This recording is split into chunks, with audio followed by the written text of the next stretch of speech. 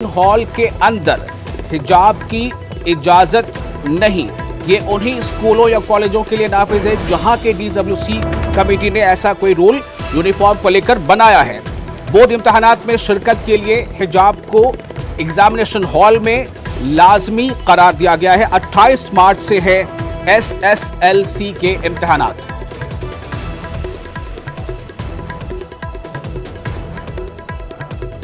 तो कर्नाटक से इस वक्त की ये अहम खबर है। 28 मार्च से है SSLC इम्तिहानात और इन इम्तिहानात में उन तमाम स्कूलों में जहां जो ये सर्कुलर का निफाज हुआ है इसके मुताबिक एग्जामिनेशन हॉल में हिजाब के बगैर इम्तिहानात लिखने की इजाज़त नहीं होगी, हिजाब लाजमी होगा। हमारे नुमाइंदे रऊफ हल्लूर हमारे साथ मौजूद हैं बेंगलुरु से। रऊफ, इस बारे में मजीद क्या तफसीलात मिल रही है?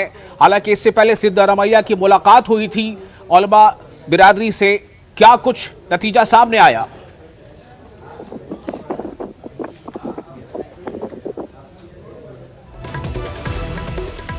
रऊफ, आपको मेरी आवाज मिल पा रही है?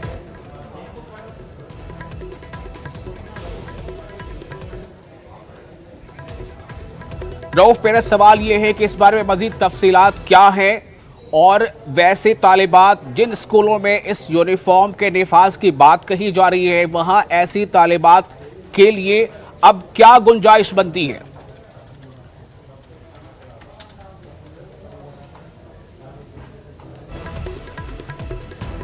हम फिर कोशिश कर रहे हैं अपने नुमाइंदे से बात करने की। फिलहाल ये खबर अहम है जो आपको हम बता रहे हैं। खबर के मुताबिक 28 मार्च से है SSLC इम्तिहानात, यानी बोर्ड इम्तिहानात में शिरकत के लिए। कर्नाटक से जुड़ी ये खबर है। कर्नाटक में बोर्ड इम्तिहानात में शिरकत के लिए जो 28 मार्च से शुरू होने वाले हैं, इस दौरान एग्जामिनेशन हॉल में हिजाब के साथ इजाज़त नहीं मिलेगी। जो यूनिफॉर्म है उस पर ही अमल करना होगा। रऊफ, आपको मेरी आवाज मिल पा रही है?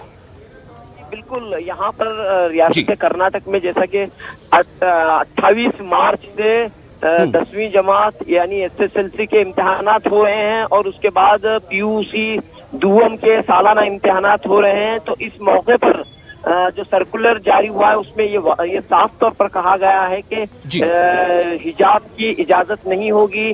जहां यूनिफॉर्म प्रिस्क्राइब्ड है, जहां यूनिफॉर्म तय किया गया है, वहां जो है यूनिफॉर्म पर अमल करना होगा। ये बात वाज़ेह तौर पर कही गई है। विशाल, यहाँ पर ये भी एक दरमियान में ये भी कोशिश की गई मुस्लिम तंजीमों की जानिब से कि कम जो है दुपट्टा या ओढ़ने की इजाजत दी जाए।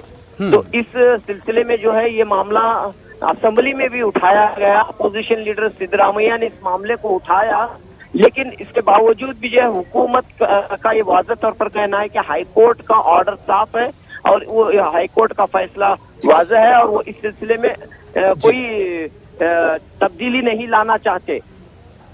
जी, तो रऊफ हमें बता रहे हैं हमारे नुमाइंदे कि इस बात की कोशिश की गई, सिद्धारमैया ने इस मामले को असेंबली में उठाया कि कम से कम जो बच्चियां ख्वाहिशमंद हैं उन्हें दुपट्टा या ओढ़नी का इस्तेमाल करने दिया जाए, लेकिन इसको लेकर भी हुकूमत तैयार नहीं है। यानी कि ये तालिबात, ये स्टूडेंट्स, ये गर्ल स्टूडेंट्स अपने सर पर ओढ़नी या दुपट्टा भी नहीं रख सकती हैं। यह है हुकूमत का फरमान।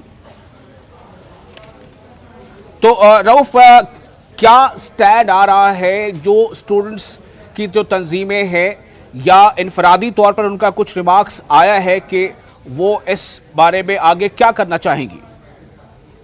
देखिए, सबकी जो अब निगाहें सुप्रीम कोर्ट की जानिब हैं और सुप्रीम कोर्ट ने जैसा कि 2 दिन कबल ये बात सुप्रीम कोर्ट ने वाज़ेह तौर पर कही कि वो इस मामले की समाअत के लिए जल्दबाजी नहीं करेंगे, यानी जल्दबाजी न की जाए। सुप्रीम कोर्ट ने ये बात कही है, तो फौरी तौर पर सुनवाई करने से सुप्रीम कोर्ट का ने इनकार किया है।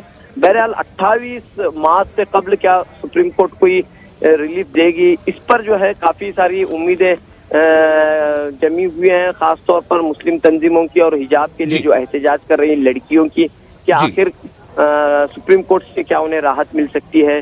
इस पर भी जो है निगाहें जमी हुई हैं। तो दूसरी तरफ ये भी कोशिश की जा रही है कि पुराने तरीके से इम्तिहानात का इख्तिताम हो, किसी भी तरह की तकलीफ और रुकावट पैदा न हो, जी। इस बात पर भी अपीलें की जा रही हैं।